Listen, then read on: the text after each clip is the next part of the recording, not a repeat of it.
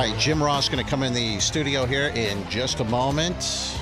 Famous WWE commentator. Jeffrey's out there talking his ear off right now. What's going on out there, dude? Non-stop. Is it? Remember this wrestling match? Jimmy the Steamboat Dragon? Remember Macho Man? Just, everything. Does the guy have to just pretend like he's... Well, we have to send Jeffrey on a fake mission. What do you mean? Like, why don't you go get some printer paper, Jeffrey? Oh. We need some very badly. All right, let's bring Jim Ross into the studio, and we'll talk to him. Hey, what's up? How are you? Jim Ross is here with us. Good morning. How are you? I'm good. How are you guys? I'm doing Excellent. all right. We may be the first people that have ever seen you without the big cowboy hat on, perhaps. Pardon me. So tell me what the show is, the Live with JR and the King. What's that all about? Laughter and having fun. Uh-huh. You know, Jerry got in the business a little before I did. He said he had his 69th birthday last week. Mm-hmm. I'm 66, so it's like an AARP tour. Mm-hmm. And we have a plethora of stories. Lots of stories. And true stories. Yeah. And funny stories that you have to see and live to believe that they actually could be true. But we both enjoy making people laugh, and we both enjoy telling our stories. And then I think the money in the show is the fact there'll be a lot of Jeffreys out there. Yeah. Oh, yeah. And so they're going to have a million questions. So our Q&A that we do is, I think, the star of the show because it's extemporaneous. We don't vet the questions. It's all, here they are, and the fans can ask any damn thing they want. So I've always believed that if you're going to pay your money to come see us, you should be able to ask what the heck you want to ask, right? So the people who ask these questions, I'm not like a huge wrestling fan, but I've been to some of the events that WWE has sent me to, and I came back and I go, I had a much better time at that than I would have thought I would. It was a lot more fun. Even if you're not a wrestling fan, it's the live. Don't you agree with me, Dieter? Yeah. The live event is actually pretty cool to go to and to witness and experience. But I often wonder for people like you and for wrestlers, how do you deal with these maniacs like Jeffrey who their whole life revolves around wrestling? Well, it can be daunting. Yeah. But you just love them because if it weren't for people like that keeps talking up the game. You wouldn't have a nice house, yeah. Let's face it, pro wrestling is not the entertainment entity over the many years has not accepted the wrestling as entertainment. That's not entertainment. We're entertainment. Mm-hmm. Okay, cool. And then you go to a mainstream sports guy. It's not a sport. The outcomes are predetermined. Okay, and your point is, so it's not a sport. So the sporting world didn't want us. The entertainment world really didn't want us, so we have our own niche. I think guys like Jeffrey probably were subjected to essentially fat shaming for being a damn wrestling fan. Mm-hmm. I've heard it all the time. Oh, you watch that stuff? Mm-hmm. You know this fake. I said, well, I also know that John Wayne was not a cowboy. Mm-hmm. But I sure like to watch him ride a horse. So you got involved in wrestling when you were how old? Well, I first started watching when I was my grandparents were wrestling fans. So that was most weekends spent with my grandparents. I lived in the next farm over from where I lived in eastern Oklahoma. And they were fans. I became fans watching it with them. So I was probably about 8 or 10 years old. My fascination, because it's so simple, bad guy, good guy, they're doing what they do, and it's episodically produced. It's like a soap opera. Yeah. But my turn on to all that stuff was, I was a big fan of broadcasters. I was a major fanboy of Ray Scott and Kurt Gowdy and Chris Schenkel and Keith Jackson, Mel Allen. I'm old. And Lindsey Nelson. So I was always attracted to the sounds of things. Mm-hmm. And that's kind of what pushed me into want to become So you wanted to become a broadcaster. Did you know that you wanted to broadcast wrestling? Hell no. Heck no. I didn't know how you didn't get connected. Because wrestling then, because of its image in that era, was kind of a very nonviolent, mafia-like closed circle. Mm-hmm. And I had no desire, nor did I ever have, to get in the ring. I got in the ring, parting with a few things. Compared to being a cow on ice, it was hideous. But I still filled my role and usually get my ass beat up. My win-loss record in wrestling is not as good as the King's. So when you become a broadcaster, or did you go to school for broadcasting, or how did you get into broadcasting? I went to college at Northeastern State University in Tahlequah, Oklahoma. It's the capital of the Cherokee Nation, of which I am a member. So I took every journalism, every writing class there, and I got lucky. I got a job, believe it or not. It's like I sell some ads. I sold ads and got a job as a play-by-play guy for the college football team. Mm-hmm. And that was your first gig. First gig as a broadcaster. Yeah, $15 a game. Now you're a member of the Cherokee Nation, so you're Native American or part Native American, I am, or all yes. Native American. I am What do you part. think about things? There's always a controversy here, like about the Cleveland Indians, the name of the team, the mascot, Chief Wahoo, that sort of stuff. Where do you fall on that? I don't fall to. I'm not as fervent with that as some of my brethren are. I don't look at it as a degradation or using the N word. I have a buddy of mine that's always on social media talking about the Redskins. Mm-hmm.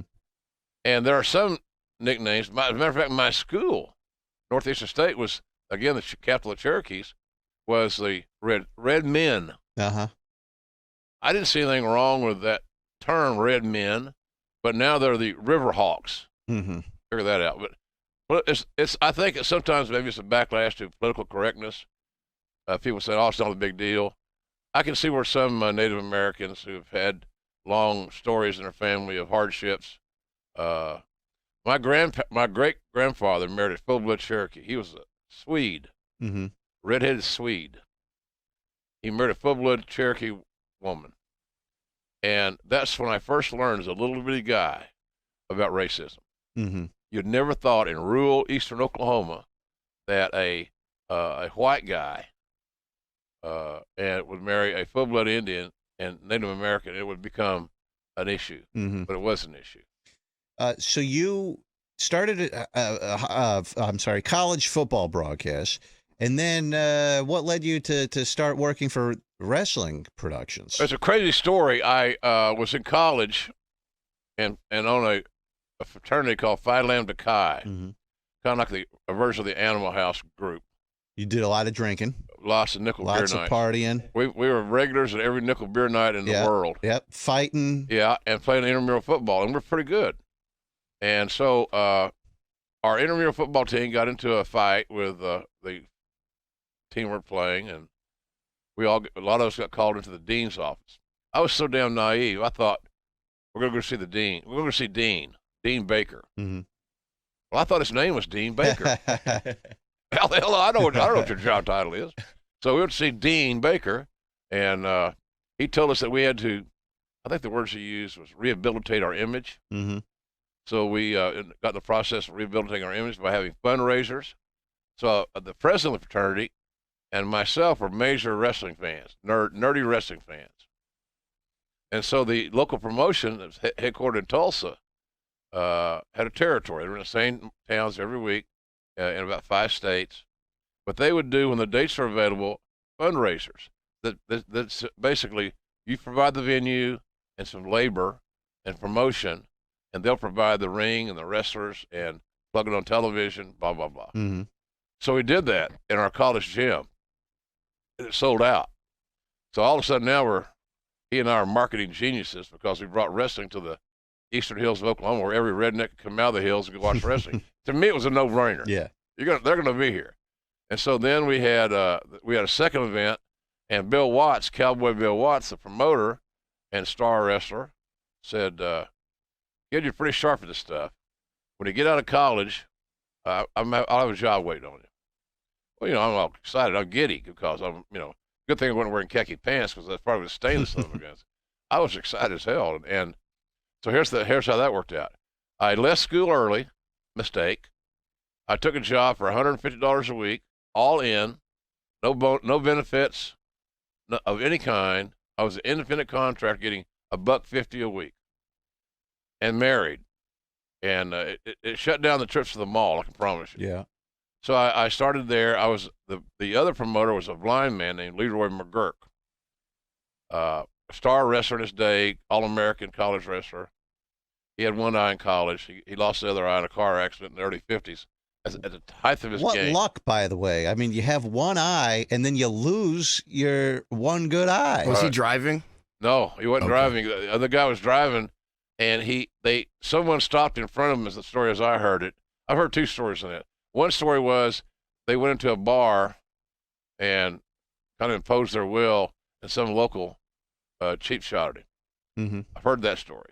The other story seems to be more prominent and maybe more realistic and not as sexy, is someone stopped abruptly in front of them. McGurk was reading something. He always wore sunglasses, and the glasses were not like they are now, where they're not as stable. Mm-hmm. So when he hit the dashboard, no seat belt, the glass broke and went to his eye, and it was the end of that deal. Jeez. So I was his driver. I became the story. The bottom line of that is I was his driver. I'd never ridden in a Cadillac. Now I'm driving one. Mm-hmm. $150 a week, pal. Big money. And I'm making sure he's dressed correctly. And, I've pissed him off so many times about, I didn't know how to, I wasn't trained to take care. I wasn't like a service dog here. I didn't know how to help him. Yeah. He wanted to go to the bathroom one time near our office. So we went in the men's room. He said, I just got to get to the, I can handle it from here. So he thought that I was smart enough to put him in a stall where he could sit down and do his business. Uh-huh. I thought he needed to go urinate. I put him in front of the urinal. Oh, no. Oh, yeah. So now he pulls his pants down, and he got all confused and discombobulated because he's sitting now in the urinal. Oh. I didn't get a raise that day or anything like that. But I got my ass chewed out. How would he know when to stop wiping his ass? Did you ever ask him that as a blind guy? I mean, when you wipe your ass, I assume you do what I do. You take a look at the toilet paper after a few wipes and go, okay, it's all clear. 3 wipe minimum. Three. All right, that's it. Then he'd go to another selection of paper. Because that's it. How You do wouldn't blind know. people know when to stop, Dieter? Because sometimes sometimes it's more. Right, it could be 10 wipes. Yeah. The fan of the show said he uses a wet wipe after the toilet paper. He's blind, yeah. Right, and then he just hopes for the best. And so your job with this guy ended up leading to you announcing some wrestling for him. Yeah, and that's kind of what I wanted to do all along. I was on the ring crew. I refereed. You did everything. I You did worked publicity. your way up. Yeah, I wrote stories, promoted markets, but I wanted to be on the air. Yeah. And so then we go to Shreveport to tape TV for our show, our weekly shows, and the announcer never showed up. He was on vacation. Somebody forgot to tell the promoter, and so now they got no play-by-play guy. Ain't like you can go in the weather department and get hey, what are you doing? All right, go on in and do some wrestling. Nobody wants to do that. So consequently, I get elected. Cowboy Bill knew I wanted to be a broadcaster. So, okay, kid, here's your shot. I'm giving you a shot right now. Well, he's giving me the opportunity because there's nobody else. Mm-hmm. I got it. I had no dress clothes, so I went to he said, here's $100. He gave me a $100 bill. I went to Dillard's. The department store, yeah. And I bought a blue blazer, a light blue shirt, and a red tie. Because, by God, if I was going to get one shot, I'm going to look like an anchor man. Kind of a precursor Ron Burgundy type thing, blue jacket. So I get back with that, and he wants this. The biggest thing he wanted was his change. You have a receipt in the channel? I want my change. I had to go get dressed. $100 didn't go very far, but he had like $8 left or something. Mm-hmm. So, and my partner was Mr. McGurk, the blind guy. Mm. So I'm a rookie doing live to tape television, wrestling in a studio. How does the blind guy commentate a wrestling match? He can't see it. That's a great question. He certainly, if I told or who he's working with told a good story and added a transferable, processable narrative, yeah, then he could follow along and he could visualize everything I was saying. Yeah. So you almost had to describe it so well what was going on that the blind guy would know what's happening. I had to change my game up a little bit when I didn't work with Mr. McGurk because I had to remember I was now doing television again, and I'm not doing radio. To work with him, it's essentially you use your skills, hopefully, as a storyteller, i.e. a radio guy that could carry on a conversation like you dudes. And he was, but going forward, I had to change that a little bit because I was too literal, and you could see on television what was going on. Right. So, and the one thing is the pet peeve. I hate these announcers that sound like Herb Tarlick of the old WKRP show, the plaid coat. Did you see that? Well, hell yeah, I saw it. It was television. I saw it. So I'm a little sticker in the mud about that. Jim Ross is here. He has a show tomorrow. It's live with JR and the King. That's Jerry the King Lawler tomorrow at Hilarities. So all the years that you worked for the WWE, you still do stuff for them occasionally now. I do. Not much, a little. Were you an employee or were you a contractor? Because I know all of the wrestlers, aren't they independent contractors? What about the broadcasters? I was an employee. You were an employee. I was also the EVP of the company for many years. And I was executive vice president for those of you that are not as business minded as Jim Ross and myself. Thanks, Rover. Yeah. So I was in charge of I was the EVP, Executive Vice President of Talent Relations, meaning it's the equivalent of being the general manager.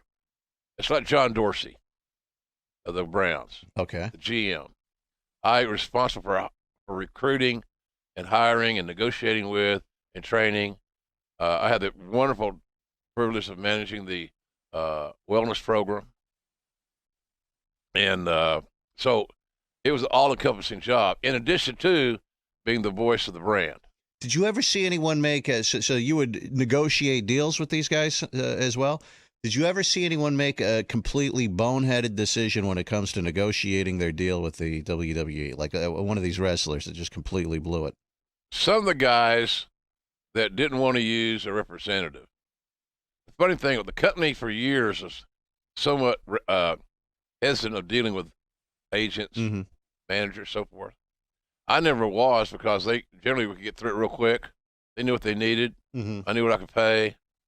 If we can come to common ground, we got a deal. If we can't, next. But the guys that made the biggest mistakes are usually the ones that negotiate their own deals. They probably could have got more money. But here's the thing: in WWE, you get a base salary, a downside guarantee, they call it. So let's say if you're making $1 million a year on your downside guarantee, you can either take that as it goes and get paid as you go based on the ticket sales and your royalties and all that stuff, or you get a weekly check. I always told the guys to take their weekly check because that let them save some money because everybody over-earned. Chris Jericho, I was on the Chris Jericho cruise about a month ago, and he said that he never made less than 3 or 4 times his downside guarantee all the time he was there. I would tell guys that in my pitch, but few believed me. They wanted more guarantee, and so that's where the impasse came in from time to time. But I think that if you make $1 million a year, you get $19,323 a week. Wow. I had about 25 guys that were making over that much or more in the Attitude Era when it's really hot. So it's a good way to make a living and. Now, what kind of dough were you pulling in as an EVP? More than that? I was in the high 6, low 7 figure range. Wow. What a great living that is. Oh, would you ever imagine when you were a kid in Oklahoma you're going to be making this kind of money? No, man. I was the only child on a 160-acre farm. My dad and my mom both worked. What'd you spend your money on when you're making this big amount of money throughout these years at WWE? My wife and I bought a big house in Connecticut. Yeah. Okay. And we drove nice cars. Yeah. But primarily, the smartest thing I did was hire a financial planner about 98 when the money started flowing in and started saving. So I'm in a position now, luckily, knock on wood, and I'm blessed to say it, it can be done, folks. A fat, Southern guy with 3 bouts of Bell's palsy can still survive if he wants to. I wanted to. I kept making some money, and I decided we're going to save this. So when I get to be a certain age, where the age may be, and I want to quit, we're cool. What this Bell's palsy, which you have, Yep. is, I don't know much about that. Isn't it half of your face or a portion of the face becomes paralyzed or something? Or Yes. what is it exactly? It's facial paralysis, and it affects people differently. I've had it 3 times on both sides of my face. So does it strike, and then you could have a bout of this or something? When you say you've had it 3 times, is it like a boom, a thing, and then you live with the results of it afterwards? It's kind of like having a stroke. Okay. In the processes of that. The first time it happened, how old were you? Let's see. I was 40, about 42, early 40s. All right, so I'm about that same age, so I could be stricken with this Bell's palsy at any time. And where were you when it happened? My wife and I were married. She was a flight attendant. She was getting ready to come home from a trip. It was Super Bowl Sunday of 1994. Okay. And I rolled out of bed and went into the bathroom, and I looked up, and what the hell? What's going on? My face was hanging. I couldn't blink one eye. Saliva dripping out of my mouth like I was a sloth. And I went to the emergency room, and I got misdiagnosed. This guy said he thought I had Lyme disease. So then when she got home, she was scared because she thought I had a stroke. So there's all kinds of these crazy things going on in my mind. And I went to a neurologist there in Connecticut. He said there's no cure and there's no cause. Of all the things we've done in modern medicine, Bell's palsy is untouched. We have no idea. He said some people think it's caused by a virus. Can't say for sure it is. It might be. So I took a lot of antiviral stuff. Some people say it's because of stress. Well, I had a lot of stress on my plate, working, getting married again, 3 times, third marriage. And that was the best thing I ever did in my life, was to marry her. We had 25 years together, so she got killed in March of 17. Just last year, yeah. Yeah. So blessing for 25 great ones. And that's why I'm not as sad about it as I was. I kept thinking about, she's a hell of a woman, man. Former gymnast, Italian, great cook, passionate, 10 years my junior. How good did I have it? Ric Flair said that he introduced you. You said no. Ric Flair did not introduce me to my wife. What's the dispute? Well, Rick is known to embellish, as am I, quite frankly, and I'll probably be embellishing to martyrolarities. But he and I are riding on a flight from, I think, Charleston, West Virginia, to Atlanta after an event, early morning, first flight out the thing, and we're sitting together in first class, and she was our flight attendant. That's how the whole meeting came about. Just basically, you were sitting on a plane, and he's next to you. That's how he, quote unquote, introduced you to your wife. She, what happened was that she ate our meals, and because the manifest said there was nobody in first, we sat down, and she got panic stricken, and I remember her hanging Rick's robe up. Of course, he had to show everybody what his robe. Yeah, he always wears a robe. Yeah, the robe. The ring robe, the nice entrance robe. So that's how we all met. And he was hustling, even though Rick's wives were married. I'm not so sure he was. Right? I was single at that time, and so we exchanged cards, my beloved and myself, and started our little romance. And your card, of course, says Executive Vice President Talent Relations. That is damn right, buddy. That's a panty dropper right there. Oh, yeah. Without a doubt, right there on the spot, I think. And we had a great relationship. She became a wrestling fan. She's in Pittsburgh, so she was a Bruno Sammartino devotee back in the day, a young kid. So that was great. But that's how. Rick kind of introduced us. Everybody knew who Ric Flair was. Me, not so much at that time. So he just told us, JR, Jim Ross. I wasn't JR then, it's Jim Ross. So it was good.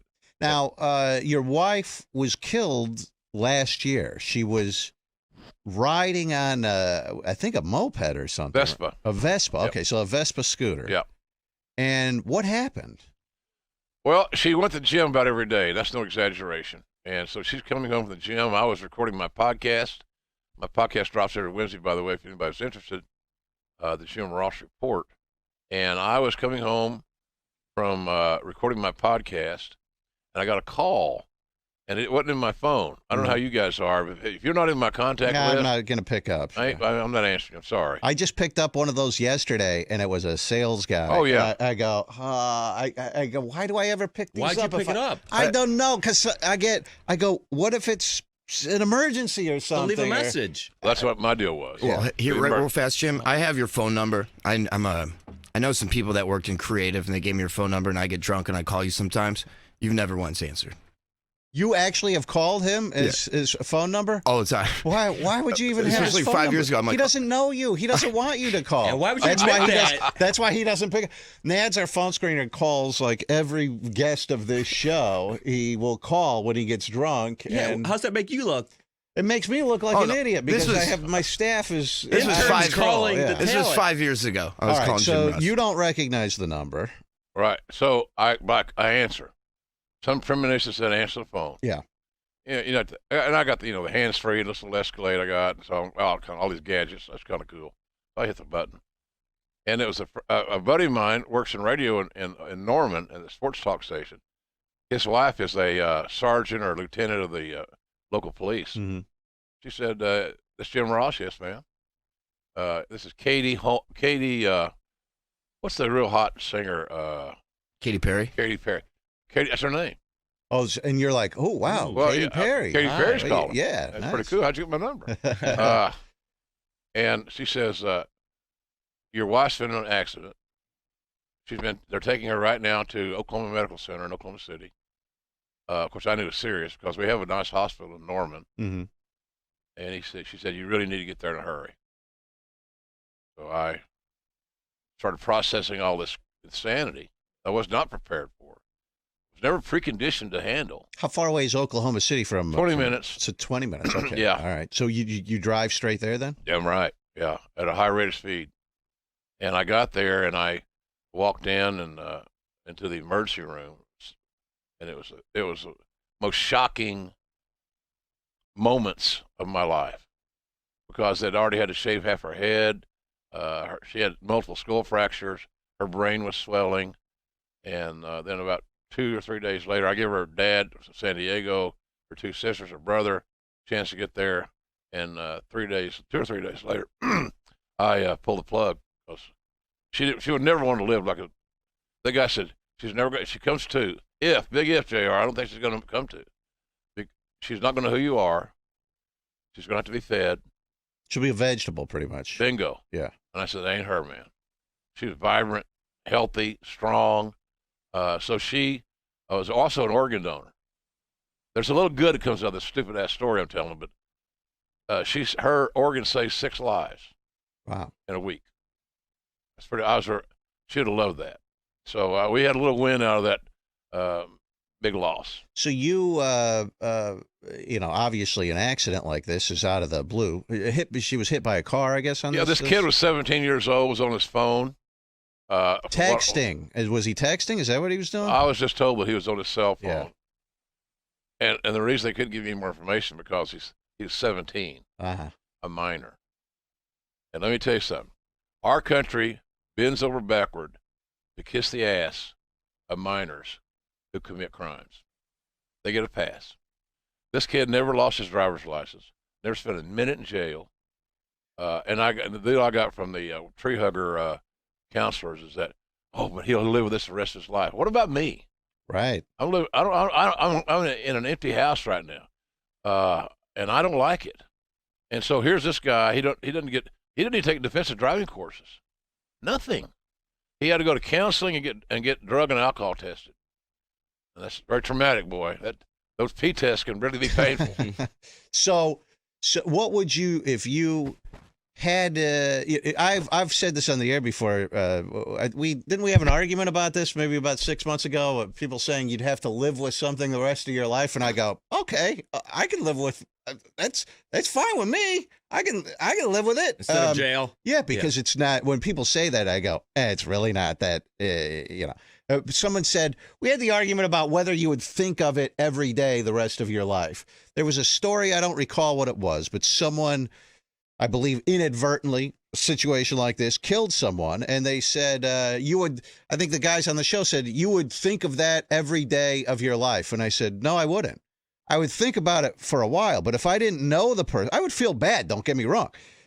But I wouldn't think about it every day for the rest of my life. You don't, and even you do though. Yeah, I think of different things, not just the thing about this is that it's so ironic, it kind of in a cruel way, is that my wife got ran over this kid was driving a 2000 Mercury Marquis. She was on a Vespa. Yeah. He was on his, allegedly, as I said on his phone, topped the hill and ran over the top of her.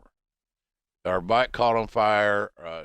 It didn't kill her on impact, but she might as well have. And I just understand the fact that he could do that and not get any punishment other than what and of course the DA is pissed me off. He knows I'm not going to vote for him again. And the judge dismissed the case, and the DA at the last minute tried to, there's got to be something, some penance, right? Nothing.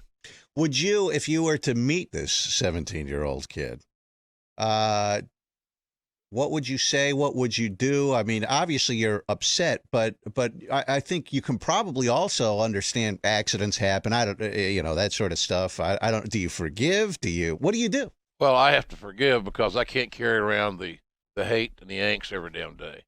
That's worse than the grieving. I don't want to be mad all the time, Rover. I don't want to be mad, be a pissed off, grumpy old guy. Because, hey, look, I, at my age, unable to smile because of the Bell's palsy, I'm already pigeonholed as he must be a grumpy old bastard because he never smiles. So I don't need more ammunition to make that case true. Do you true. have to have, like, for instance, if you're with a woman or anyone and you want to smile and you can't because of the Bell's palsy, do you have like a thumbs up symbol you give and say this is? No, I do like a third base coach for the Indians. I start giving signals. Most of them know, and there's ground. I have to explain sometimes my situation because somebody said, "Well, you haven't smiled once in our date." Yeah. Guess what, honey? I can't. So what do you do? Do you after you lose your wife a year and a half ago? Do you ever date? Have you dated since then? You have. Yeah. And is it difficult because you were married for 25 years? Yeah. Third marriage. I was a veteran. Well, what the first two just disintegrated because of 7 years each? Because I was a insane workaholic who believed that my career was more important than my family. Mm-hmm. Full transparency. And I worked. What was it in the case of those first two? It sounds like this third wife was your match made in heaven for Jim Ross. But the first two, you put career ahead of family, but maybe that was the right thing to do. Well, for my family's sake, for my daughters right now, my granddaughters, when the old man kicks, they're going to be good. Yeah. So I believe at the end of the day, and we're catching up for lost time. And, I got a sophomore granddaughter and a seventh grader. They're all big football fans. They drive over from Tulsa, where they live, to go to the OU games. I have 6 season tickets and 2 tickets in my suite. I'm ticketed up at OU. Yeah. So they forgive you for divorcing grandma. Yeah. They go, okay, whatever. See,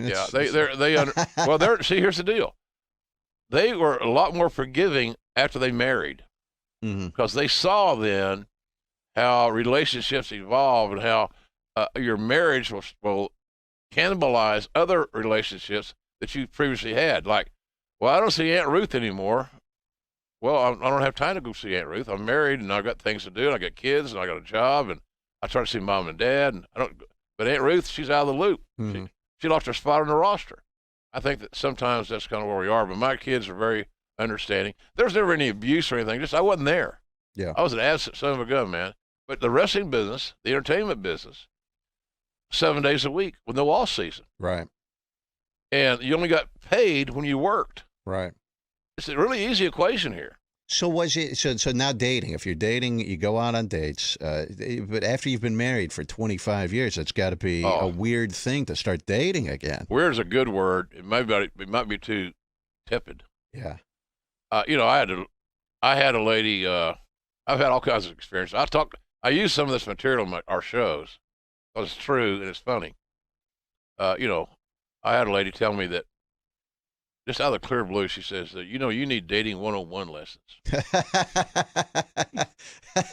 I said, I'll take that under advisement, but it won't be with you. And you have to learn things, Rover, about women that I had not chosen to learn. Mm-hmm.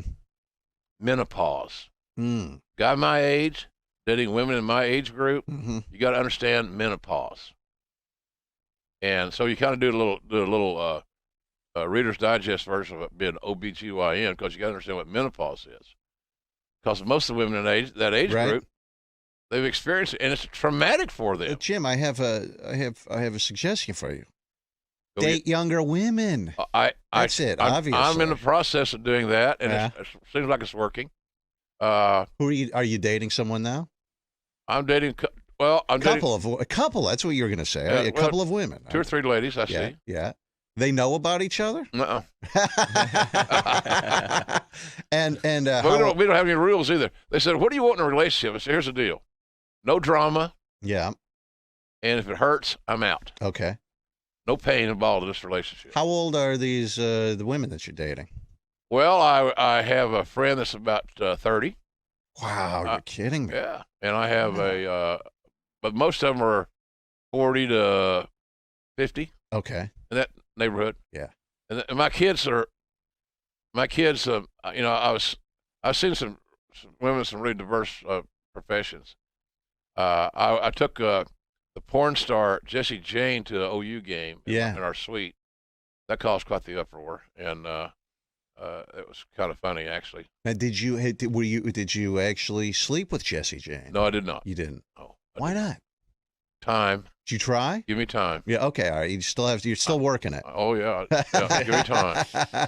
She wants to be wined and dined and romanced. Oh, she's a hell of a football fan, man. Yeah. Tomboy. Yeah. She's a tomboy, believe it or not. And but then I've seen some other ladies that, I have ladies I fly in. What do your kids think about? Oh, that was the deal with my kids. Yeah. Dad, please don't date anybody younger than us. Yeah. So I got one daughter that's was born in '76, so she's 42. So you're dating someone younger than her. I went out, and that didn't go over real big, the family reunion. And then I have another daughter that is born in '81, so she's 37. Would you ever get married again after all this time, Jim? Quite unlikely. No, you don't want to. Quite unlikely. I don't. And it's hard. It's probably hard to tell. You have a lot of money. You have to protect the money for you and the family and that sort of stuff. You get married again. Who knows what the motivation of these broads is? Motivation is the key thing. Uh-huh. My motivation is to enjoy life. Yeah. Be respectful, have fun, treat them good, and be as upfront as I can. Some don't want to be the only one, and some want to be the only one after a date or two. So they're looking more for a husband than they are me. Who got the most women in the WWE? Out of all of the wrestlers, who scored the most chicks? I would say Cleveland's own Dolph Ziggler. Yeah. Yeah. He was quite the ladies' man. Nicky Nemeth. He still is. Yeah. He wrestled at Kent State. There's a great talent there. He's certainly in that group. You know everything about every wrestler, don't you? I mean, you've really devoted your life to this. That was my job. Yeah. And I'd like to think I got okay at it. Did it ever get to be where it was just a job and you didn't enjoy it as much? You always enjoyed it. Yeah, still do. Yeah. Still do. I was calling New Japan Pro Wrestling for Access TV. Still am until the end of the year. I've got all my shows are in the can. It's Mark Cuban's network. My contract with WWE ends at the end of March. So between the overlap, I was unable to extend my deal with Access TV. So after the first year, I'll be off that. I may go back in the spring Let's talk after the WWE contract expires. Or you never know, WWE may say, hey, we want to keep you around, whatever. I don't know. What do you think about Hulk Hogan is starting to come, to be accepted back into the fold of the WWE? After this tape comes out of him having sex with his friend's wife, and he also drops, I think, the N-word a couple of times in the tape. How, are they handling this the right way? If you were in charge, how would you handle this? Very cautiously, very slowly. I just don't think that the fans, I think most fans, not all, most fans are cool with it. Some people are the mindset similar to mine that we all deserve a second chance. Yeah. And he's no exception. But I think because of not the adultery or getting caught on tape, nailing his friend's wife, but the N-word thing was really totally unacceptable. Now you must have known him. You've known him for decades. A long time. Is he a good guy? Is he just used? Did he just use that language? Do you know him to be a hateful person? I really don't. I never heard him use that word ever. But I look. You shouldn't use that word. But in his defense, to be honest with you, this is a videotape that was taken in the privacy of someone's home. You don't expect you're being videotaped. If I were to be videotaped in my own home, I may say some things in the privacy of my own home that, and I'm not talking about that kind of language, the N-word or whatever, but I say things in the privacy of my own home that I would not want to be made public. And I think everyone should be given that opportunity. I mean, imagine, Jim, if someone had a video of you in your home, not that you're a bad guy, but you probably say things in your own home that you wouldn't want made public, I'm guessing. I have now that I'm a widower, I have very abrupt conversation with myself. Mm-hmm. I curse myself out a lot. You do? Like I get out of my chair, I go in the kitchen, and I ain't got a clue why I'm in there. Yeah. What I come in here for? Yeah. What's I going to get? Yeah. I told my driver that. But you've never called yourself the N-word, though, right? I've never called myself the N-word. And I hope I shall never use that word in that regard. But Hogan, you're right about this. The scenario, but anytime a guy like Caucasian guys are talking about it, it's not that, hey, we're in your home privacy. The black guys don't feel that way. Sure, right. But understandably. They don't feel that way. So they probably be pretty upset, which makes sense to me as well. Absolutely. So, but I would have handled his return cautiously, stick his toe back in the water before you immerse him and baptize him again. But there's a lot of fans that are decision makers for their disposable income that grew up Hulkamaniacs. Yeah. And now they want their kids to be able to experience a little bit of that themselves at the right time. I would expect Hogan will have some significant role at WrestleMania into March, mm-hmm. or April rather, excuse me. Mm-hmm. So his big comeback, essentially. You can't make a better. McMahon is really brilliant about introducing things and revealing surprises and special attractions. I mean, he's really the P.T. Barnum of this whole generation. Is he a good guy to work with, McMahon? He made me a lot of money, and he gave me great opportunities. He gave me a football opportunity, the XFL. I did that one year. I got to go do a movie with Jim Carrey and Jerry Lawler, thanks to Vince.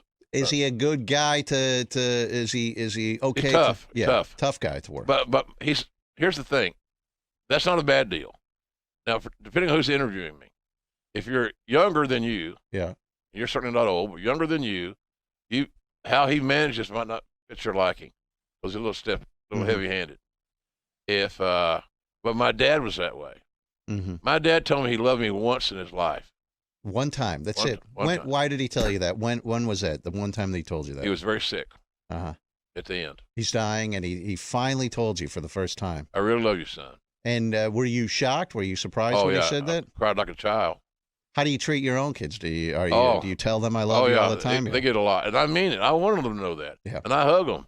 And I texting is a great thing for an old OG like me. Yeah. Because spur of the moment, I had something funny in my head, or, I was texting my daughter.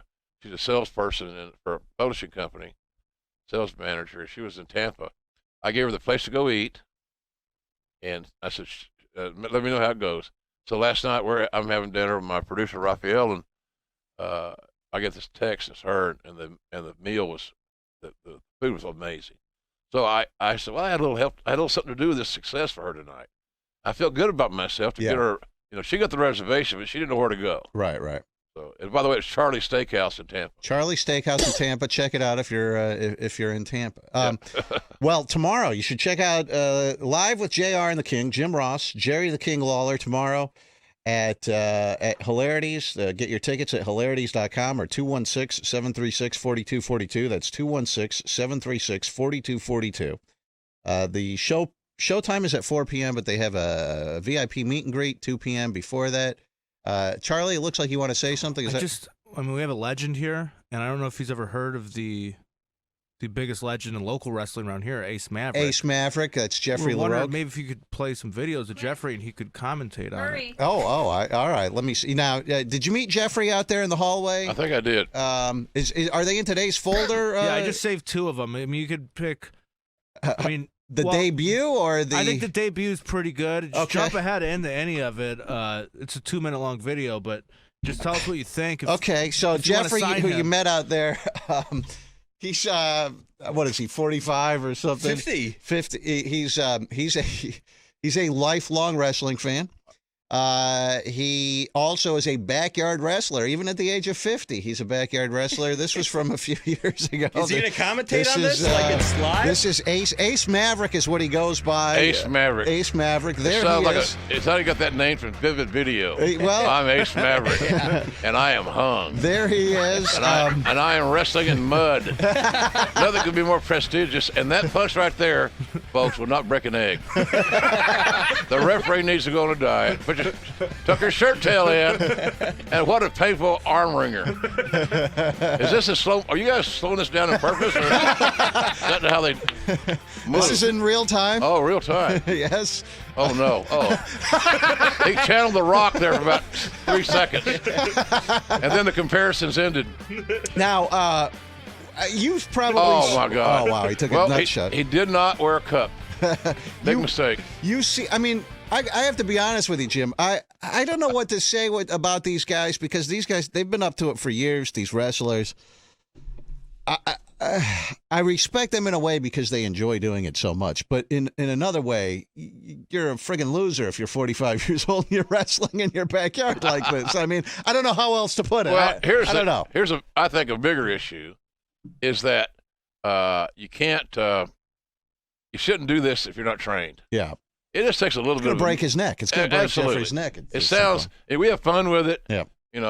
It's just not it's a dangerous thing to do, even in mud in your backyard. Yes. Yeah. Jim Ross, go see him live with JR and the King tomorrow at hilarities.com. Jim Ross, thank you for coming in. Have a good show tomorrow. Thanks very much for having me. I enjoyed it. And his book is available, too. You have all sorts of books, but I think you're working on a new one. Slobber Knocker is out, which has been out for about a year and a half. You can pick that up on Amazon or your book, any bookstore.